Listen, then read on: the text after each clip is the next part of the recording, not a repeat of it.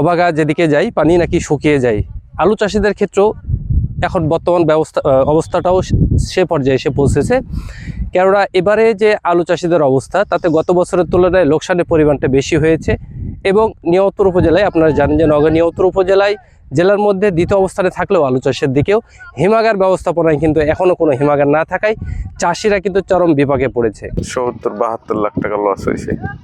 এবারে মনে করেন যে এখন স্টোরে রাখার পরে এখন কি হবে আল্লাহ মাহবুদই জানে, তা তো বলা যাবে না। অনেক আলু নষ্ট হয়ে গেছে, সময় মতো তুলতে পারেনি, সেজন্য অনেক আলু নষ্ট হয়ে গেছে। আমি এখানে ওই নষ্ট আলু নিতে আসছি যে গরুকে খাওয়ানোর জন্য। এখানে বস্তা প্রতি এই বাতিল আলুগুলো গরুকে খাওয়ানোর জন্য 200 টাকা বস্তা হিসাবে দিতেছে। আমরা এখানে দিন 300 টাকা করে কাজ করি, সে অনুযায়ী আমাদের খরচটা বেশি হয়। 300 টাকা করে আমাদের হয় না, যদি আরো 200 টাকা করে বেশি দেওয়া হতো তাহলে আমাদের খরচটা একটু ভালো হতো।